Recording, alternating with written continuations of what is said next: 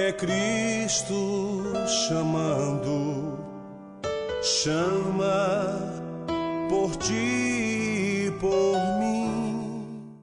A Real Bus está de volta à estrada. Uma volta responsável e controlada, seguindo todo o protocolo de higiene recomendado pelas autoridades de saúde. Uso obrigatório de máscaras, álcool em gel para todos, higienização completa dos ônibus e renovação do ar a cada minuto durante o trajeto. Se o seu destino for João Pessoa, Campina Grande, São João do Cariri, Serra Branca, Sumé, Monteiro, São José dos Cordeiros ou São Sebastião do Umbuzeiro, conte com a gente. Mesmo em tempos desafiadores, o compromisso da Real Bus é com a sua satisfação.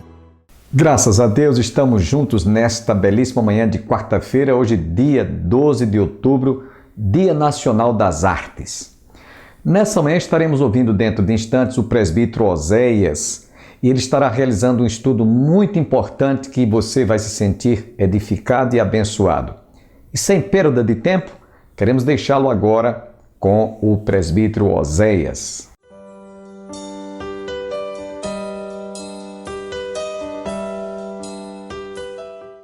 Nós estaremos lendo do versículo 8 até o versículo de número 16. Diz assim: de modo semelhante a estes, Sodoma e Gomorra e as cidades em redor se entregaram à imoralidade e às relações sexuais antinaturais. Estando sob o castigo do fogo eterno, elas servem de exemplo.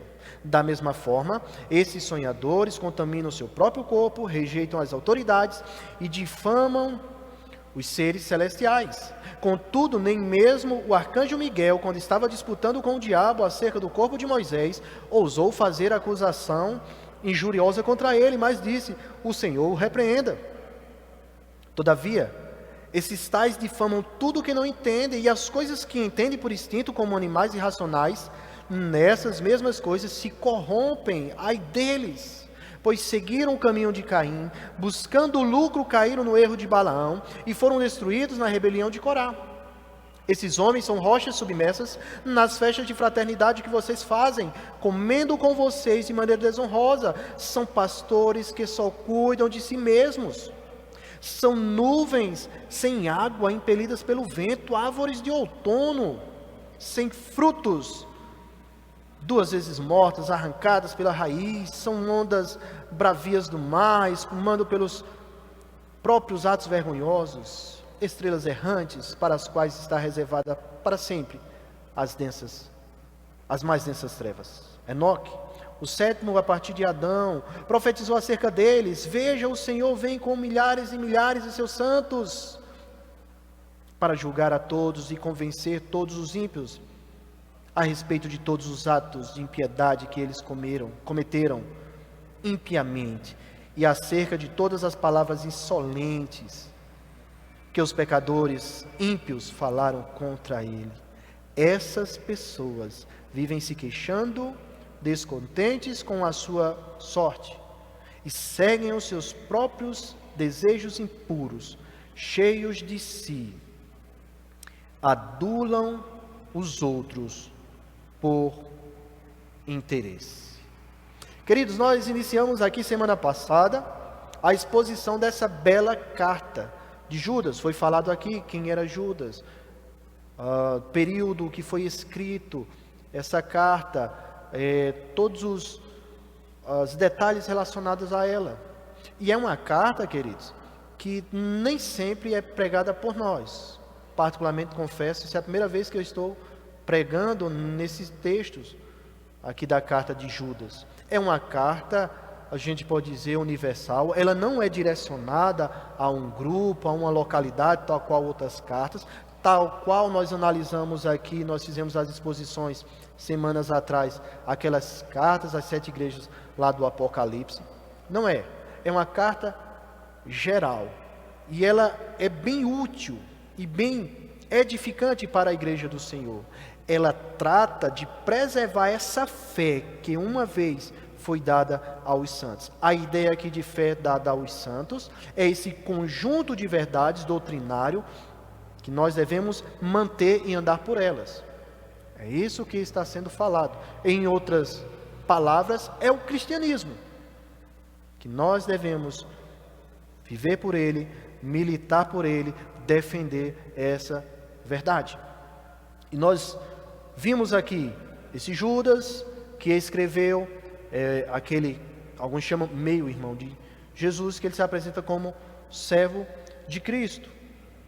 Semana passada nós vimos, Judas apresenta homens que no meio da igreja querem distorcer a palavra de Deus, querem fazer com que pessoas se corrompam, se desviem do caminho do Senhor, pregando algo que não é o verdadeiro evangelho.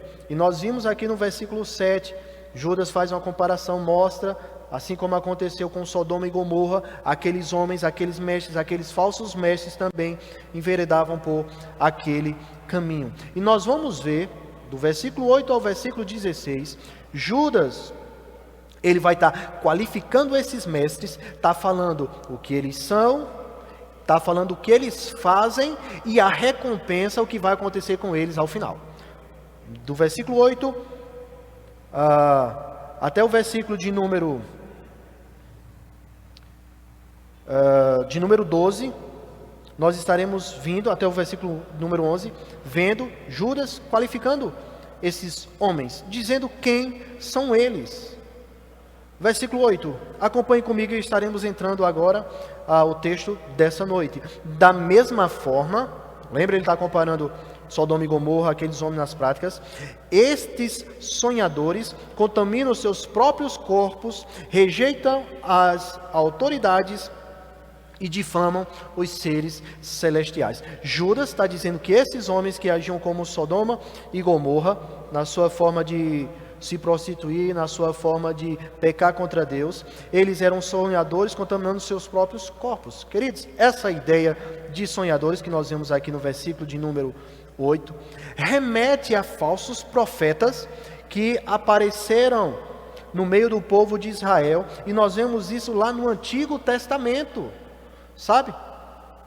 Lá no livro de Deuteronômio, capítulo de número 13, no 5º livro da Bíblia, versículo de 1 ao 3, diz: quando o profeta ou sonhador de sonhos se levantar no meio de ti e te der um sinal ou prodígio, e suceder que tal sinal ou prodígio de que te houver falado, e suceder que isso aconteça, e ele diz: vamos após outros deuses que não conheceste, se vamos-los, não ouvirás as palavras daquele profeta ou sonhador de sonhos, porquanto o Senhor, o vosso Deus, vos prova para saber se amais o vosso Deus com todo o coração e com toda a vossa alma. Judas, ele está dizendo que esses homens, esses falsos mestres, esses sonhadores, eles são colocados nessa posição, falsos mestres, falsos profetas. Judas já começa mostrando isso, contaminando os seus próprios corpos. Eles praticando aqueles atos que nós vimos aqui semana passada, tal qual Sodoma e Gomorra, como vimos no versículo de número 7, que fala sobre isso. Mas não só isso, contaminam seus próprios corpos, rejeitam as autoridades, difamam os seres celestiais. 3 coisas que Judas fala: contaminar, rejeitar e difamar. Você vai perceber que Judas gosta assim de apresentar alguns aspectos em 3 vezes, 4 ou 5, sempre juntos. E essa situação, queridos, que ele fala, essas ações dele de contaminar, de rejeitar, de difamar, está relacionada ao que ele falou de forma anterior, nos versículos anteriores. Se você for observar, quando Judas, no versículo 5 até o versículo de número 7, ele faz uma análise dessa contaminação dos seus próprios corpos, relacionando isso àquela prática de Sodoma e Gomorra. Ele fala em rejeitar, ou rejeição, rejeitando as autoridades, o que os anjos fizeram, né? Rejeitando a autoridade de Deus. Ele fala nessa questão de difamar aquilo que Israel fez lá no deserto. Olha o que é que diz o versículo 5 em diante: embora vocês já tenham conhecimento de tudo, quero lembrar-lhes que o Senhor libertou um povo do Egito, mas posteriormente destruiu os que não creram. Esse povo murmurou, esse povo foi contra Deus, não aceitando a ação de Deus. Está relacionado a isso que Judas falou no versículo de número 8, difamam os seres celestiais, a autoridade de Deus. A gente pode colocar assim.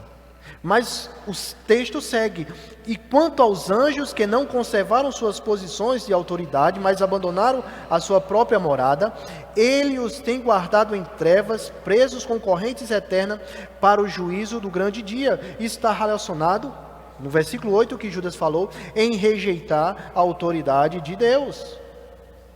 Ele faz essa associação. Versículo 7. De modo semelhante a estes, Sodoma e Gomorra e as cidades em redor se entregaram à imoralidade e às relações sexuais antinaturais. Está relacionado a se contaminar.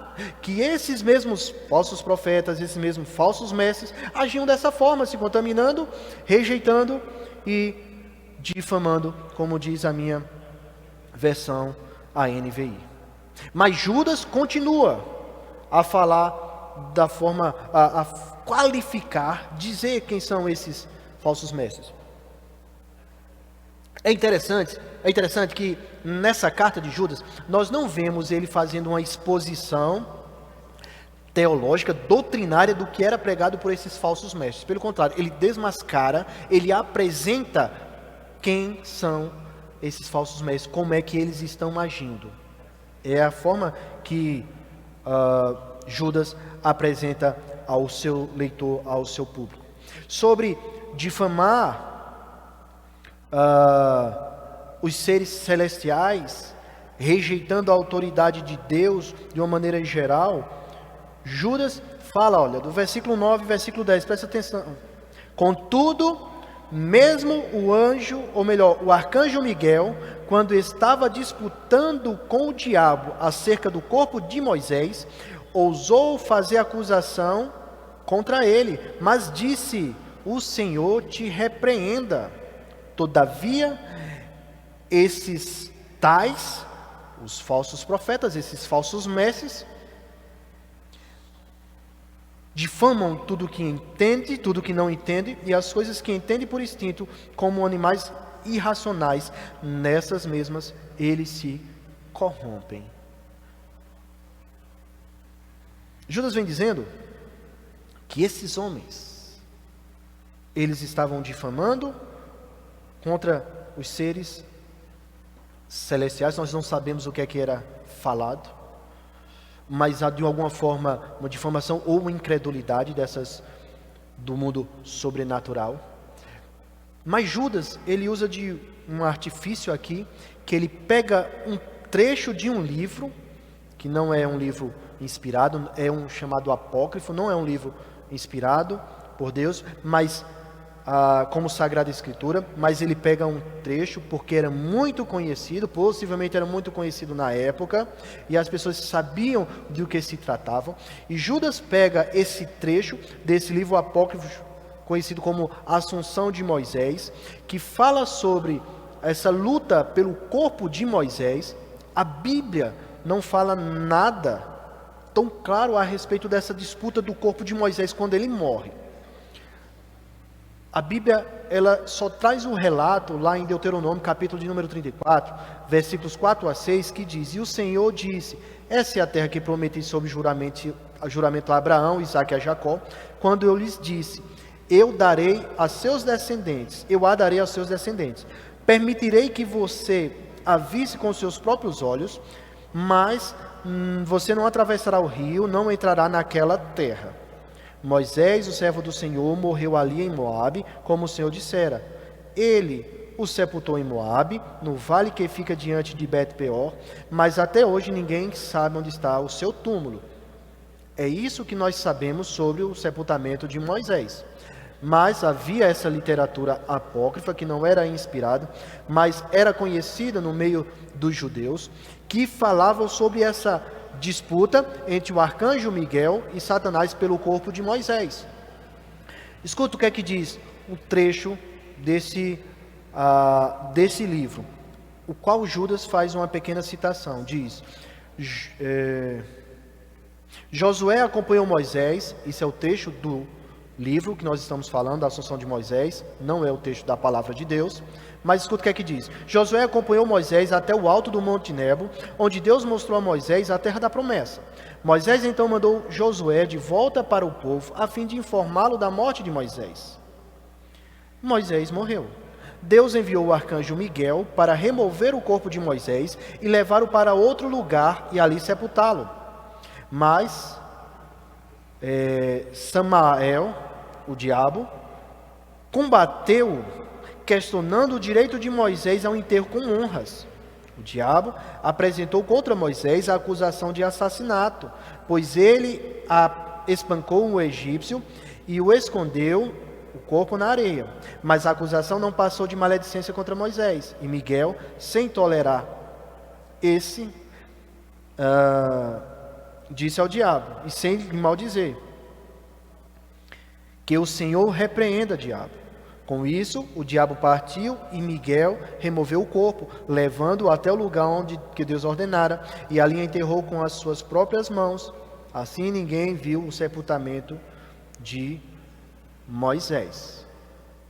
O texto desse pequeno texto que nós vimos, que Judas usou, fala sobre essa disputa entre o arcanjo Miguel e Satanás a respeito do corpo de Moisés. Que o arcanjo Miguel não ousou dizer palavras acusatórias ou inflamadas contra o próprio Satanás, mas diz que o Senhor te repreenda. Expressão essa que nós vemos também no Antigo Testamento, o Senhor te repreenda, lá no profeta Zacarias, no capítulo 3, versículo de número 2, que diz: o anjo do Senhor disse a Satanás, quando estava frente lá à questão do sumo sacerdote Josué: o Senhor repreenda Satanás. O Senhor que escolheu Jerusalém o repreenda. Este homem não parece um tição tirado do fogo. A expressão usada lá em Zacarias é semelhante a essa que Judas usa do apócrifo: o Senhor o repreenda. Queridos, o que é que Judas estava querendo mostrar? Estava querendo mostrar que aqueles homens, aqueles falsos profetas, aqueles falsos mestres que estavam se infiltrando na igreja e queriam destruir aquela obra de Deus, ele difamando as coisas espirituais, ou seres espirituais, celestiais, eles estavam fazendo algo que nem o maior dos anjos, ou o arcanjo Miguel, com o mais desprezível de todos os anjos, que seria o próprio Satanás, fez. O maior para com o menor, disse: o Senhor te repreenda, lançando todo o julgamento a Deus, que Ele é o justo juiz, mesmo sobre Satanás. Enquanto aqueles homens que eram falsos profetas, falsos mestres, estavam jogando toda a sorte de impropérios ou difamações contra os seres angelicais, desconhecendo, descrendo de alguma forma daqueles seres angelicais. Eram homens ousados para fazer aquilo que não deviam. Mas Judas continua, Judas continua descrevendo, fazendo a qualificação, quem são esses homens. Mas diz dele, versículo de número 11: ai deles, pois seguiram o caminho de Caim, buscando o lucro, caíram no erro de Balaão e foram destruídos na rebelião de Corá. Lembra que eu falei de sempre em três aspectos, três características? Judas, ele o faz aqui muito bem. Ele já vem colocando aqui, vem dizendo: ai desses homens. Queridos, essa expressão de ai remete a uma condenação, a um juízo que vai vir sobre ele. Ai é uma expressão bastante usada no Antigo Testamento, é uma expressão usada pelo próprio Senhor Jesus. Ai dos escribas e fariseus, mestres da lei, Jesus usa. É uma expressão usada por Paulo, pelo apóstolo Paulo, usado até pelo apóstolo João. Então sobre eles vai vir também um julgamento, uma sentença do próprio Deus. Qual foi o caminho que ele seguiu? O que foi que esses homens fizeram? Quem são esses homens? Não é isso que nós estamos vendo aqui? Esses falsos mestres, esses falsos profetas. Eles perseguiram, seguiram, andaram no caminho de Caim. Buscaram lucro e caíram no erro de Balaão. Foram destruídos com a rebelião de Corá. Quem são esses três personagens do Antigo Testamento? E o que é que ele nos tem a ensinar, queridos? Esses três, aos quais Judas associa a ação daqueles homens a eles, a ação daqueles falsos mestres a esses três.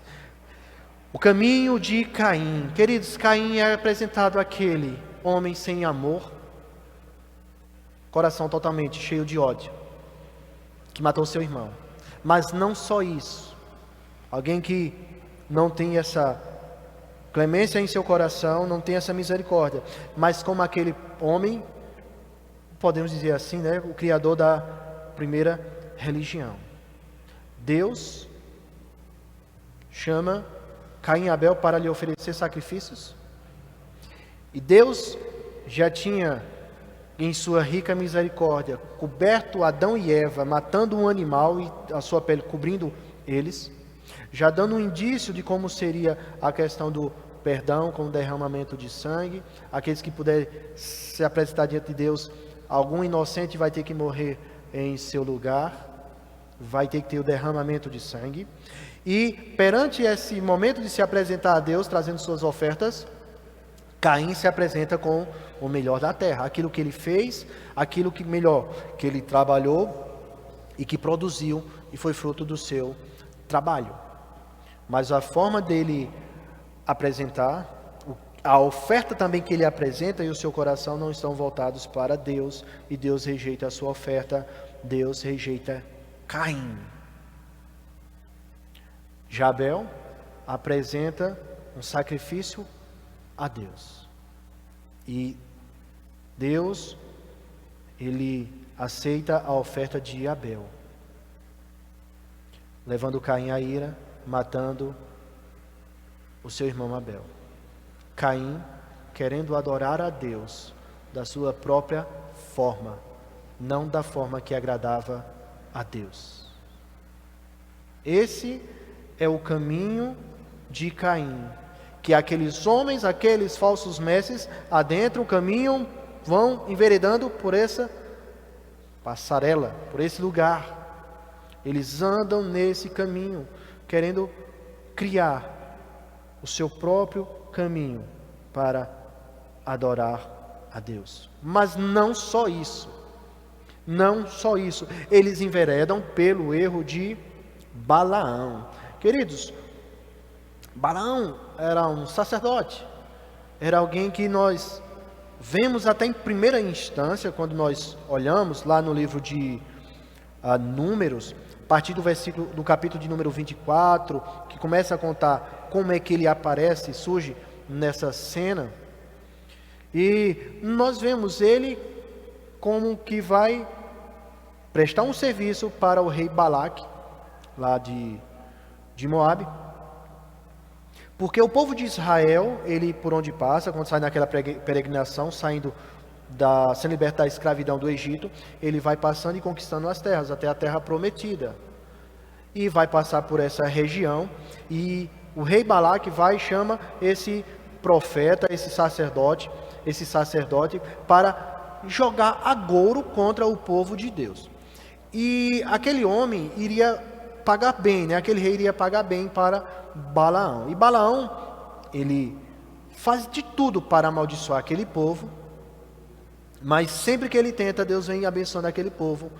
É onde nós vemos aquele versículo que contra o povo de Deus não vale encantamento. E Balaão, ele quer porque quer ganhar aquele dinheiro. Mostra o que? A sua ganância, a sua usura, o querer obter lucro em detrimento da vontade de Deus, de observar a vontade de Deus. Esse é o erro de Balaão, sabe? Uma das cartas às igrejas que nós estudamos aqui fala de uma prática como essa, lá de Balaão, lá no capítulo de número 2 do livro de Apocalipse, a partir do versículo de número 14, ou o versículo número 14, da igreja a Pérgamo, diz: no entanto, tenho contra você algumas coisas. Você tem aí pessoas que se apegam aos ensinos de Balaão, que ensinou a Balaque a armar ciladas contra os israelitas, introduzindo-os a comer alimentos sacrificados a ídolos e a praticar imoralidade sexual. Aí nós vemos que o caminho, esse erro de Balaão, sabe, vai além do querer apenas o dinheiro. Moisés registra no livro de Números, no capítulo 31, versículo 16, diz: foram elas os que seguiram o conselho de Balaão e levaram Israel a ser infiel ao Senhor, no caso de Peor, de modo que uma praga feriu a comunidade do Senhor. O erro de Balaão é fazer com que o povo de Deus peque contra Deus, se desvie de Deus. Isso tudo por causa de dinheiro que ele quer. Para o professor Simon Kishmarker, ele diz que Balaão não amava a Deus nem o seu povo, ele amava o dinheiro. Judas diz que esses homens agem dessa forma, sem amor, querem criar um próprio caminho para Deus, sem observar as coisas de Deus, como Caim. Agem dessa forma, amando o dinheiro, tal qual Balaão, não se importa com o povo de Deus. Balaão procurou destruir o povo de Israel. Os ímpios também desejam fazer o povo de Deus cair. Era o que esses homens estavam fazendo. Paulo adverte Timóteo sobre essa prática. Igrejas como fonte de lucro, o povo de Deus como fonte de lucro financeiro. Paulo, escrevendo a Timóteo na sua primeira carta, no capítulo 6, versículo de 3 a 5, diz: se alguém ensina falsas doutrinas e não concorda com a sã doutrina do nosso Senhor Jesus Cristo, e com o ensino que é segundo a piedade, é orgulhoso e nada entende. Lamentavelmente, temos que fazer esta abrupta interrupção, mas você está convidado amanhã a continuar conosco. Tenham todos um bom dia, que todos fiquem com Deus e um forte abraço virtual. Eu não tenho nada que não venha de Deus. Eu não me exalto, pois eu sei quem sou, pobre pecador, de quem Deus teve compaixão. Estou plenamente convencido, a minha riqueza não está aqui. Pouco me importa o que ganhar, nada me importa o que perder. Sei que o meu tesouro está no céu, tudo que eu tenho é de Deus. Estou plenamente convencido que minha riqueza não está aqui. Não são coisas. Pouco me importa o que ganhar, nada me importa o que perder. Sei que o meu tesouro está no céu, tudo que eu tenho é de Deus. A minha família é de Deus, o meu ministério é de Deus, a minha igreja é de Deus, os meus projetos são de Deus, a minha casa é de Deus, os meus filhos são de Deus, minhas posses são de Deus, a minha vida é de Deus, porque foi que